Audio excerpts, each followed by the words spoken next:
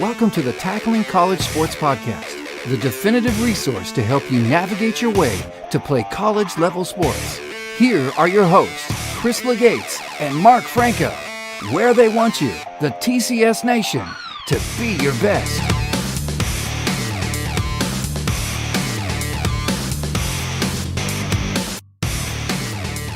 Hey, welcome TCS Nation, and thanks for tuning in to the Tackling College Sports Podcast, session number 7.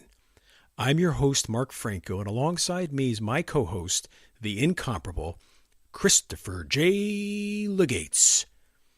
Today, Chris and I had the distinct pleasure of speaking with Dan Gaspar.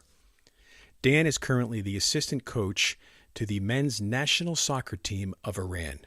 Dan really knows how to tell a story, and it's quite evident as we cover topics that range from his take on the current state of U.S. soccer, what it was like for Dan to meet one of the world's greatest humanitarians.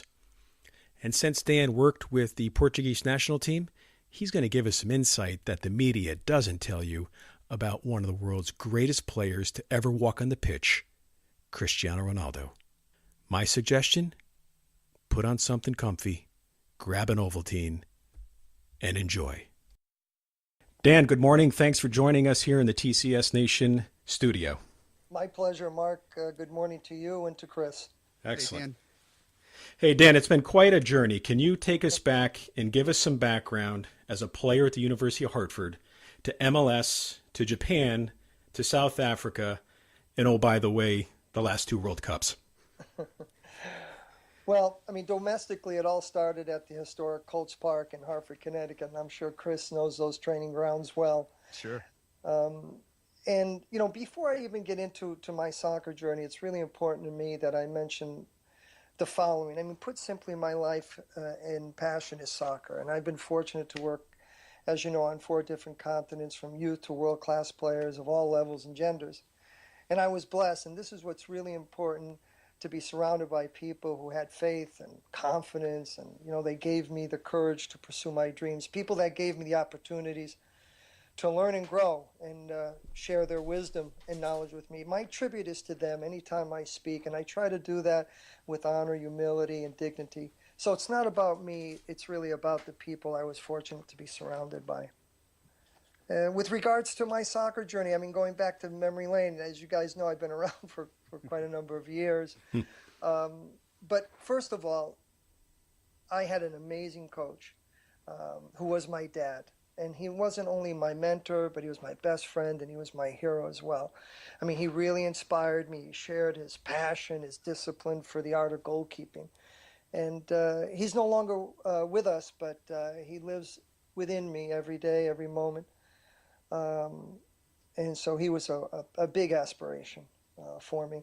Academically, I attended Buckley and University of Hartford, so I'm my roots run real deep in Hartford. And then from there, I played at Vasco da Gama. There's no tender love in those men leagues. It's about tough love, And then as a player, and I coached the University of Hartford, which was a dream come true, to be at your alma mater. And I also had the opportunity to coach the Hartford Portuguese soccer team, in which we went to the Amateur Cup final. And then professionally, my training ground started in Connecticut as well with the Connecticut Wolves, and that was a huge challenge to try to change their culture. And then, a couple of years later, I founded Soccer Plus with Tony DeChico, and we agreed to go separate ways. And for the past 15 years or so, I've owned Star Goalkeeper Academy and Connecticut Soccer School. Regarding my international opportunities, which is something that I'm quite proud of, again, domestically, it was in Connecticut that gave me the international opportunities. And what happened there, Mark and Chris, was the U.S. Open Cup. Back in those days, U.S. would bring in 3 international teams, and they would play. And Connecticut was hosting the Portuguese national team at the Yale Bowl. And the teams that were involved were Italy, Ireland, Portugal, and of course, USA. And I was the liaison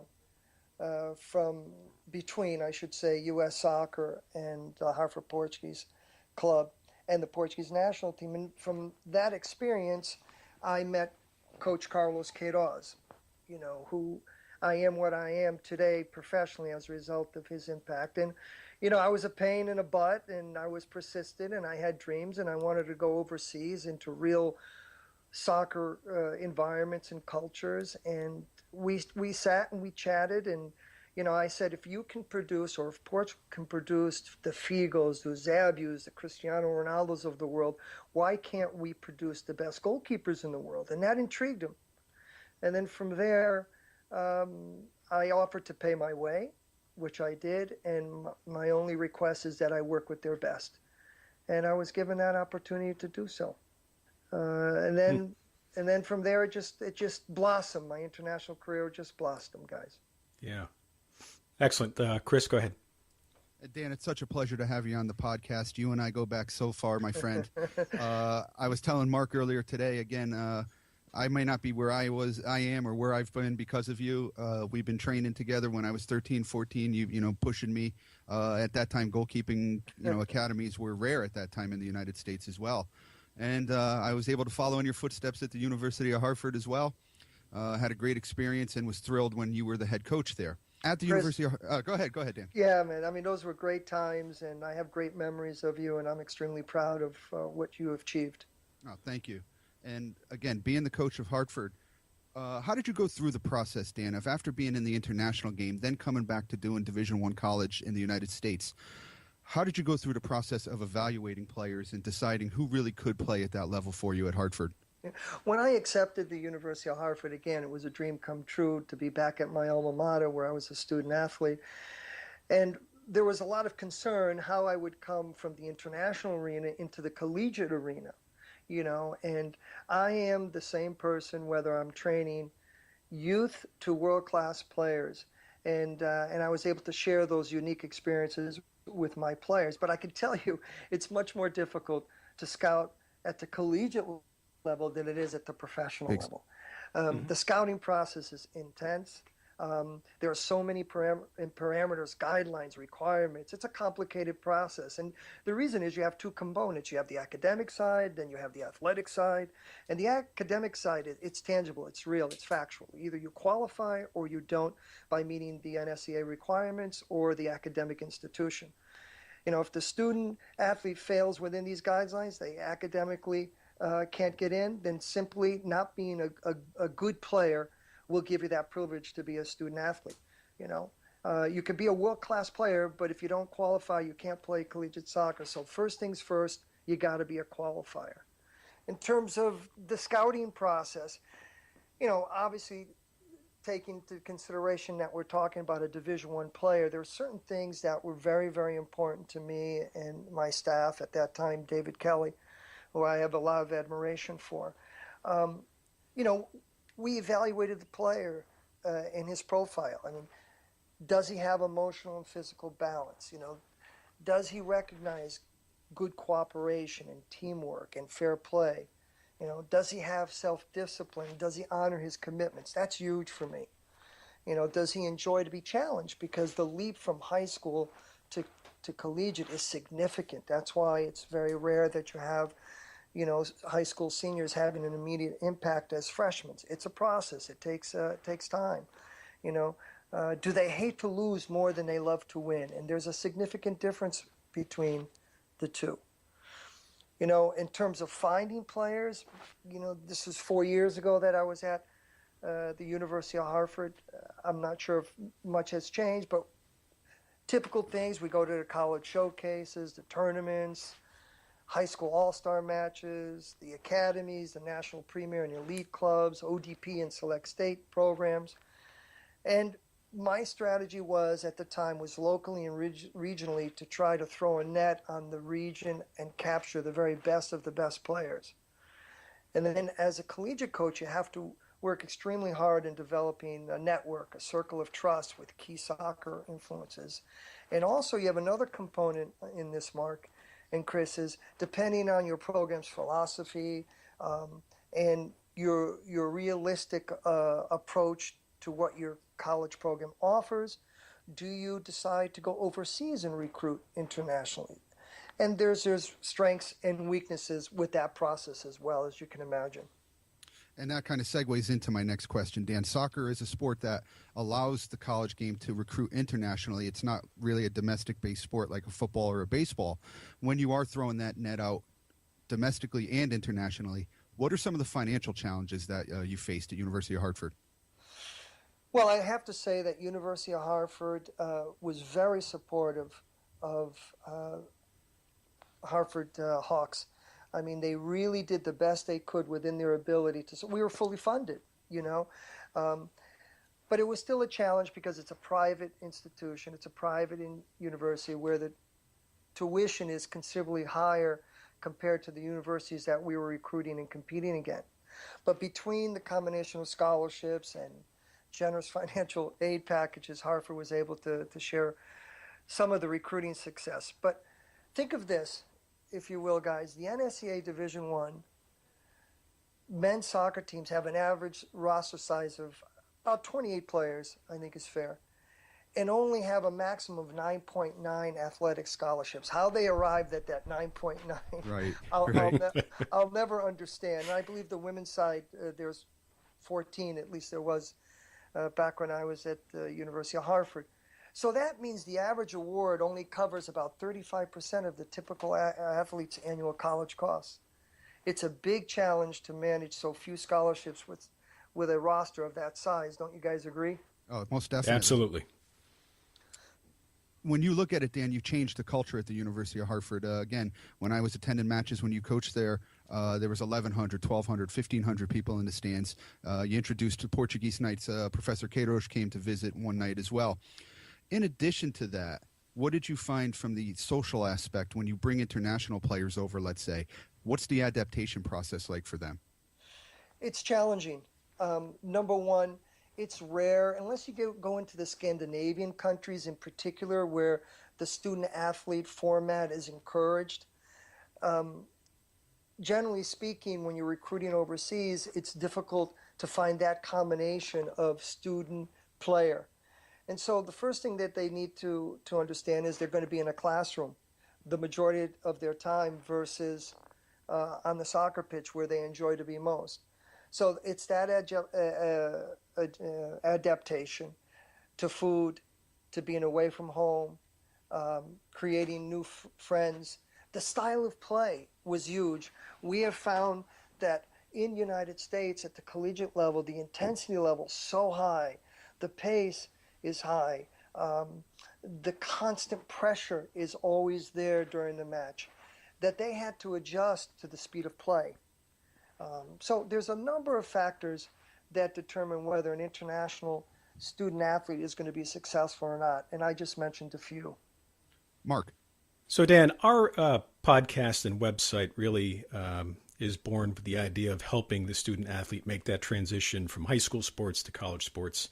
And with that said, can you provide our listeners with perhaps the best way for them to contact a coach and follow that up also with the worst way or ways? Yeah, I don't know if there's a worst way. In the time that I was at University of Hartford, the NSCAA had rules governing the number of contacts, the calls, the observations. The best way is for the player to assume that responsibility and not so much the parents. The coach needs to have the sense that the player is independent and able to make decisions. And remember, the college coach isn't recruiting the parent, but he's recruiting the player. So, of course, selective contact between the parent and the coach can be healthy. Just don't allow it to be overwhelming or overbearing. Got it. And do you have a take on whether student athletes should send film, and if so, how they should do that? Yeah, absolutely. I think a visual is very, very important. And it could go in several different formats. One is, private training, group training or team training. And then finally, the ultimate decision maker is, can he play the game? Can she play the game? Mm-hmm. It's one thing to train. It's another thing to play the match. And we all know who the best coach is, and the best coach is the game. Sure. And you got to be careful in terms of your editing as well. Be honest. You get these videos and you think they're the Cristiano Ronaldos and they're the Messis of the world because they've never made a mistake on the pitch. Show the entire match or cut out all the nonsense stuff that take up the minutes. if you have a 90-minute match, try to reduce it down to 65 minutes or so, but let the flow of play be shown and how you interact on both sides of the ball, defensively and offensively. So show the real you. I think it's really important. So let it develop versus just a highlight reel. Absolutely. The highlight can come into training, can come into both private training and team training. But when it comes to the match, let the game flow so the coach gets an honest perspective, evaluation, and observation of who you are as a player. Great advice. Also, Dan, can you tell our listeners if you had one piece of advice, as if you were telling your own child, on how to best prepare to make that leap from the high school game to the college game? I think in anything, you got to try to be the best you can be with the tools that you have and everything that you choose to do. Define what your dreams are and live those dreams. I think that's both on the field and off the field would be a suggestion. I don't like giving advice because who am I to judge or give advice, but I like to offer suggestions. Excellent. Chris? Dan, Star Goalkeeping and Connecticut Soccer School work with children and student athletes probably from about 8 to 18, let's say. Yeah. And a lot of them are preparing to go into the college game or want to get exposure to playing in college. What's the most or the best piece of advice you would have for them? For the student athletes? Yes.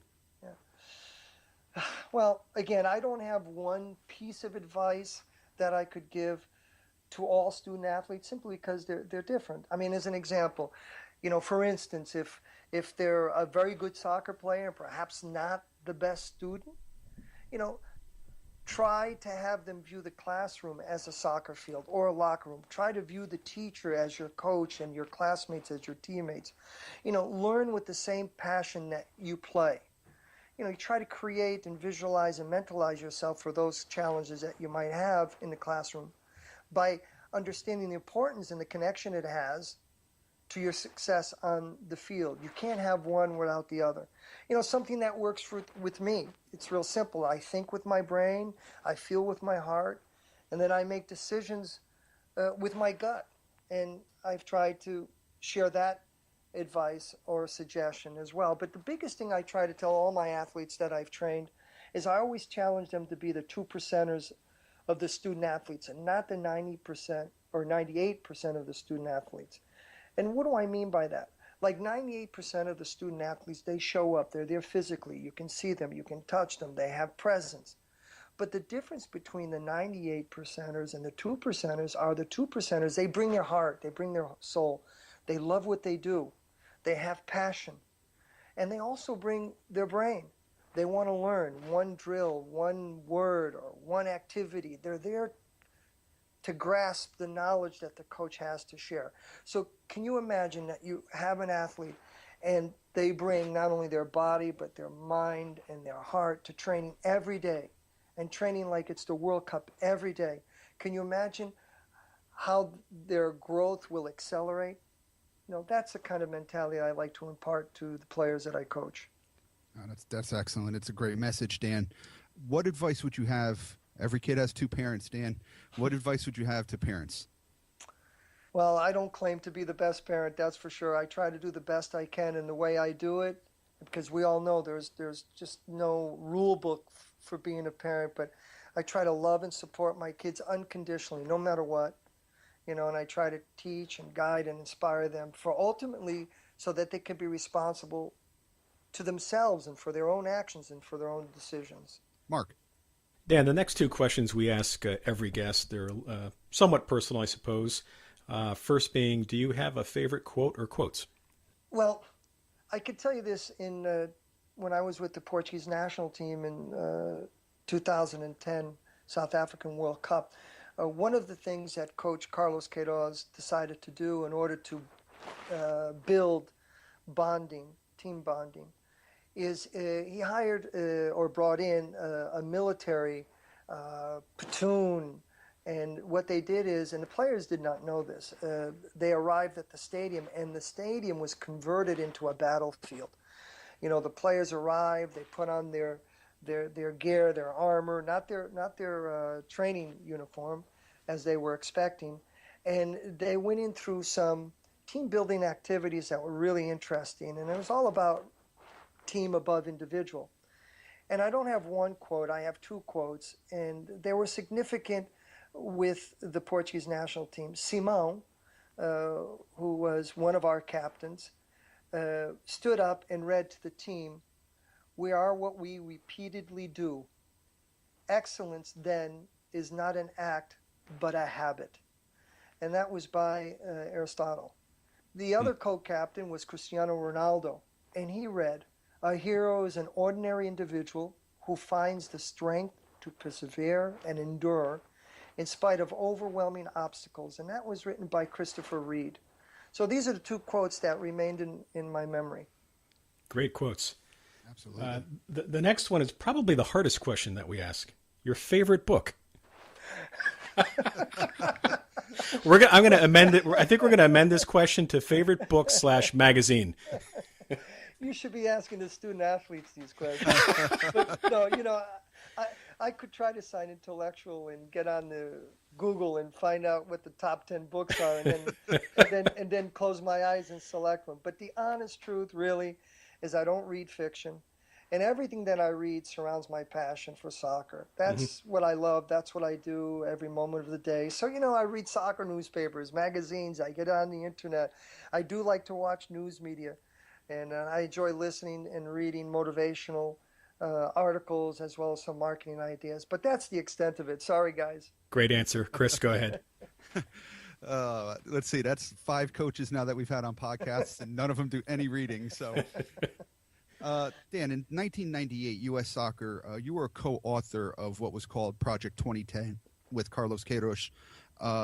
Really, the idea of it was to see or to find out where U.S. soccer could improve, maybe an unrealistic goal or maybe not, of trying to win the World Cup by 2010. And we look back at it, we've had advancement in every World Cup since that report after 98, with a quarterfinal appearance in 2002. What do you think we're doing well at U.S. Soccer, and what areas do you think we need to improve in? Well, that Project 2010 document, also known as the Q report, was pretty extensive. So I should have put that down as the book that I read, because it was 136 pages, and I co-authored that with Carlos Queiroz. It was kind of a strange thing. Alan Rothenberg, who was the president at the time, along with Hank Steinbrecher, he was the general secretary, and Sunil Gulati commissioned us to research soccer in the United States. And Alan Rothenberg went to the board meeting and said, "I want to win a World Cup in my lifetime. When can we do that?" Now, Brazil and Italy and Spain don't even ask those kinds of questions of their technical staff. But that was the American way. We quickly modified that goal of winning the World Cup by being in position to be an honest competitor in the World Cup. And there's no question that U.S. has achieved that. There's over 13 million Americans now playing soccer in the United States. That is, from what I understand, we're the third most popular sport behind basketball and baseball. And I think baseball is number 2 there, because they added softball in it as well. But U.S. World Cup matches, U.S. gets the highest ratings for television. Some of the biggest ratings have been when the U.S. performed in the U.S. Cup. Even just recently in Brazil, when I was at the World Cup, the largest number of ticket purchasers, other than the Brazilians, of course, were the Americans. Right. I was fortunate to be assistant coach with the Metro Stars in the MLS. Now they're the Red Bulls, which was 1996. At that time, they had 10 teams. Now they've grown to 20 teams, and I think there's further expansion planned. The other thing that's quite interesting is that the MLS games, they average about 18,000 per game. That's the third highest average attendance of any sports in the U.S., but what's really surprisingly and amazing, that average attendance is the 7th highest in professional soccer worldwide. Right. So, the numbers are proving that we're heading in the right direction, that there's a master plan. There are things that I think do need to be improved. I'd like to see the average salaries increased so that we do capture and attract the best athletes that U.S. has produced and can produce. We should bring in winning bonuses to these matches so that there's a competitive arena. We should have relegation like most of the world. Again, if you end up last, there's a price to be paid. And if you end up first or second in the second division, you get promoted. I'd like to see that kind of philosophy brought to this country. You now have academies. Many are associated with MLS teams as well as elite clubs and premier clubs. But the biggest strength that we have as a nation, in my opinion, also could be our biggest weakness in our democracy and capitalism. And the reason why I mention that is the federations and associations can't mandate what's right for soccer. Each state, each town, each city, or individuals can start a club or league. Every time I come home, I find that the parents and the players have more options, and the decisions are more complicated now. And I think you guys would agree with me. I mean, there's many clubs that call themselves elite or premier or academy on paper, but on the pitch, they're far from being elite. It's amazing to me how many of these clubs we have, and they saturate the states across the country. There's no possible way that there's enough elite players to meet all these club rosters. And the sad thing is that the parents keep transporting their kids until one of these clubs accepts their money with the illusion of getting a college scholarship or becoming a pro.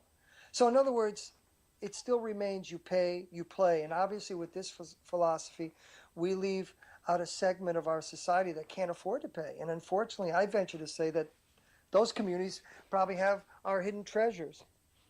Would you say, again, that soccer now in the United States is still, I wouldn't say maybe an elitist sport, but, geared towards the middle class and upper middle class? I mean, I think it has been.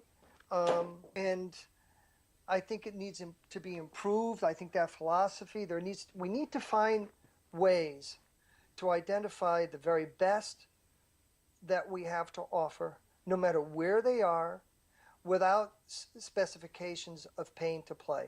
I mean, that's the bottom line, and that's the way it's done around the world. In fact, if you go to a parent in Portugal, Brazil, Italy, Spain, Germany, and they have a gifted child who's a soccer player, and you ask the parent to pay to develop them, you'd be kicked out of their home.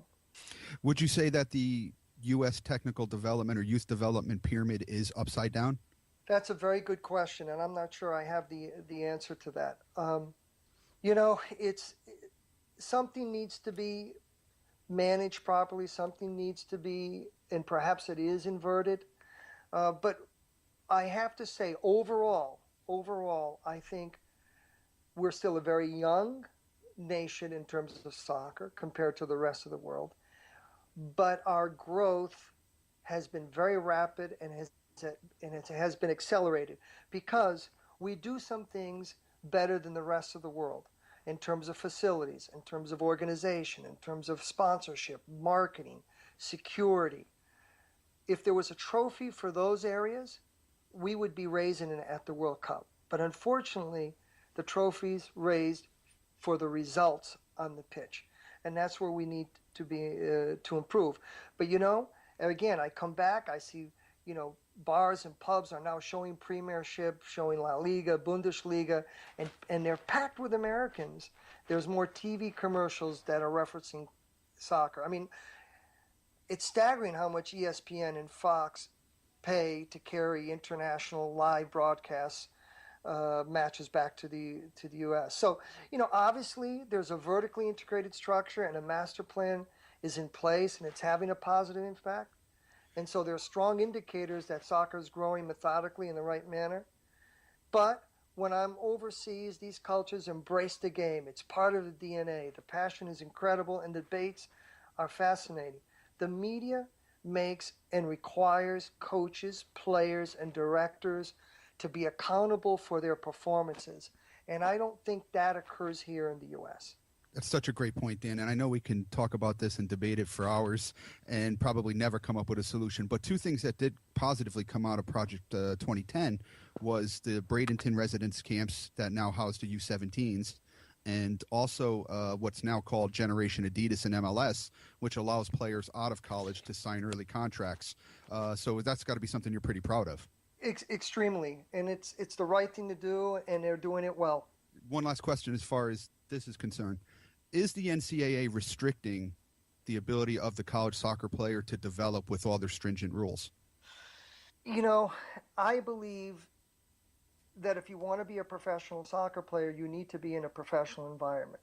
I also believe that we can't deny the fact that the concept of student athlete is extremely important. What I don't understand is why universities invest so much money in their Division One, Division Two programs and Division Three when the season's so short and the time is restricted for training. It just doesn't make sense to me. To play 12 games, to play 14 games, all this resources is being invested. The numbers just don't make sense to me. I'll switch topics here now, Dan, to something that's obviously an amazing life accomplishment for you. You had the opportunity to meet the great Nelson Mandela. Could you share a little bit what that was like? Man, that was magical. You know, it was a handshake of inspiration, and his death really touched me deeply. It was a profound memory. When I was with the Portuguese national team and we were invited to Nelson Mandela's compound, and having the opportunity to listen to him share his journey to freedom while he was in prison for, I believe, 29 years was amazing. But when he shook my hand and shook everyone's hand, it was really special. He was a former boxer and his hands were strong and thick, and the impact it had on me was incredible. And why do I say that? Today, when I feel like I'm encountering or I perceive I have problems, I reflect back to my handshake with Nelson Mandela, and I realize really my problems are minuscule compared to his, and how trivial they really are. But he had this magical smile. There was an aura, a peace, I guess a serenity that just embraced him. He was so gracious and patient to all, and I just am really, really honored to and have the good fortune to be involved in soccer, and as a result of soccer, to be able to have an introduction to Nelson Mandela. Sometimes, Dan, you must pinch yourself when you think about your journey.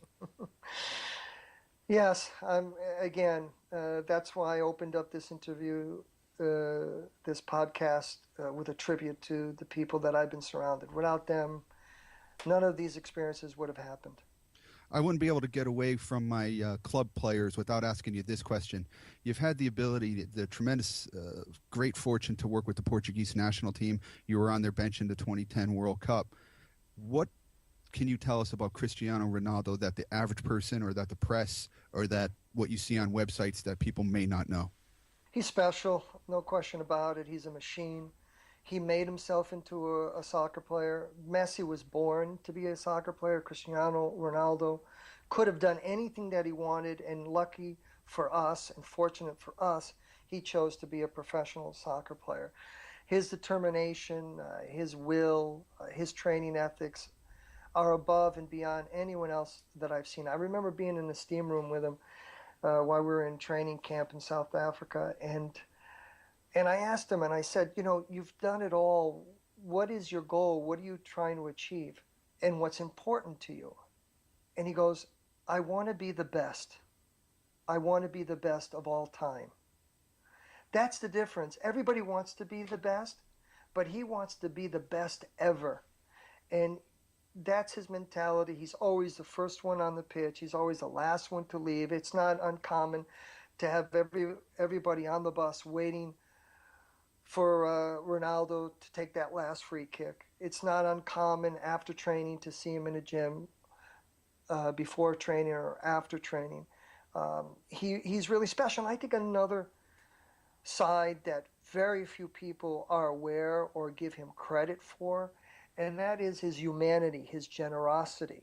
And I had the pleasure of witnessing and being part of that generosity. I have a good friend in Toronto, Canada, named John Moreira, goalkeeper coach, outstanding goalkeeper coach, and had worked for Star Goalkeeper Academy. And he had a son called Brennan, and Brennan was a fabulous soccer player, a special player, very talented. But there was a period in his career where he was having a knee problem, and quite naturally, everybody assumed that it had to do with a soccer injury. But when they dealt in deeper into the situation with an MRI, they realized that the young boy, had cancer. So it was very devastating. I was coaching University of Hartford at the time, and John Moreira called me, and Brennan's asking for you. And it was during my soccer season with the Hartford Hawks, and I got on a plane and I went to visit Brennan, and I only could spend a few days because I had a match to come back to for University of Hartford. And it was an incredible experience because here I was trying to comfort, yet it was just the opposite. I was so anxious and nervous knocking on his door before I walked in, just afraid of what I was going to see. And I sat down, and he gave me the strength, shared his wishes. And one of his wishes, and his father established a bucket list, was, to get a signed jersey by Cristiano Ronaldo. That was his hero, and he had Ronaldo posters all over his room. And so I called Coach Carlos Queiroz, and I said, I have a favor to ask. Can you please contact Cristiano Ronaldo? My friend's son is dying, and he wants to have a signed jersey by Ronaldo. Coach Queiroz said, I'll do the best I can. I'm his coach, but he has layers of people that we need to go through in order to reach out to him. And he did. I also requested that he call Brennan. And I waited for those days, and then I had to depart to come back to University of Hartford. And I called Coach Queiroz, and I said, Ronaldo hasn't called. He said, he hasn't called. I said, no, and I have to leave. So I went back to University of Hartford, and we played our match. We won the match. And on top of that, I got a call from John Moreira saying that Cristiano Ronaldo called Brennan. Wow. Not only did he call, he sent him his boots. He sent him his signed jersey. He called him the following day. As you can imagine, the house was packed with kids, who were Brennan's soccer teammates. And then, just by chance, by luck, I got called up to the Portuguese national team for the World Cup in South Africa. So the first training camp, I'm in the meal line, and I say to Ronaldo, I'd like to have a word. Is it possible that we meet? He goes, yeah, I'll come to your room. And I'll never forget, it was 127 was my room. And he came in, and I shared. He had no idea that I was part of the story. And I shared the story, and he was overwhelmed. And then Brennan passed away, and he had a journal that he was writing. And in his last page, in his journal, which I shared with Ronaldo, said, I can now go to heaven. I spoke to Cristiano Ronaldo. Wow. Yeah, what a story. Wow. So that's the real CR7. That's amazing. And I know we're just up against time just a little bit, Dan, but I would be remiss if I didn't ask the question now. You're with the Iranian national team. You guys went to the World Cup in 2014, minutes away from a great result against Argentina. When you look back on it now, what is it that people in the United States don't know about the Iranian people? Well, they're kind, they're generous. They have the same needs as all other people around the world. They're extremely passionate about the game of soccer. It's not uncommon that we have 120,000 people Wow. in our matches. It's a country with 4 seasons. It's not in a desert. It's not an Arab country. It's a Persian country. They have over 2,500 years of history. They're very proud people. And you've been treated well as an American or a Portuguese-American coach? Absolutely. I mean, it has been a benefit, not a distraction. Dan, before we wrap up, again, we appreciate you taking the time out. We know you're heading out shortly to head to Iran, if I'm correct. Correct. We'd like to give you the opportunity to speak to our listeners about Star Goalkeeping Academy and Connecticut Soccer School. Well, I'm very proud of those two programs. I founded Star Goalkeeper Academy School, and Connecticut Soccer School is the oldest field player camp in the country, and that was owned by Coach Joe Maroney, former UConn coach. And I just believe SGA and CSS is a powerful combination. It's our goal is to train and develop the players' skills and put them to test what you've learned during the day in the evening during the games at night. And I think that's a very rewarding experience. And our staff really tries to ensure our students have fun while they play hard and learn new skills and, increase their fitness. And during that process, build self-confidence and make a few new friends. So extremely proud of these two organizations. Excellent. And for our listeners, what's the best way to get in touch with you, Dan? Well, I invite the listeners to visit our websites at ctsoccerschool.com or staracademy.com, or if they'd like to give us a call, they can reach out and dial 860-221-8613. And if they want to send me a personal email, I always reply, so it's Dan Gaspar, SGA1 @gmail.com. And you have a full summer of camps going on as well, right? Yeah, Dan? we do, Chris. Thanks for reminding me. Yeah, we have 4 weeks in July at the world-class facility at Westminster School in Simsbury. We've been there for a number of years, and I've been doing camps over 25 years, and it's without doubt one of the best facilities in the country. Well, Dan, we're really elated that you took the time to come and speak with us on our little venture here known as Tackling College Sports. Great to hear your rich history and deep resume. Chris, you want to say anything before we head? It's just a pleasure, Dan. We go back so far, and as a mentor of mine and somebody that I respect greatly, just such a pleasure to be able to talk to you and share your journey, but also to see how well you've done as a University of Hartford alum with me, as a fellow goalkeeper, as a fellow coach, and obviously in a humanitarian way. It's just been a great experience to be part of what you've had to tell us. And good luck with Iran in the next coming matches that you have. Well, thank you for this opportunity to reach out to your listeners. I appreciate it. It's historic for me. I'm always learning and growing and learning new opportunities to share my message, and it's the first podcast, and I'm proud to be able to do it with you, Chris, and with you, Mark. Right here on The Nation. And listeners, you can get in touch with us on Facebook at facebook.com/Tackling College Sports, on the gram at TCS Nation, Twitter at TCS Nation, online at tcsnation.com. And until next time, be your best. Be your best. Your college sports future awaits. So join the TCS Nation and be your best.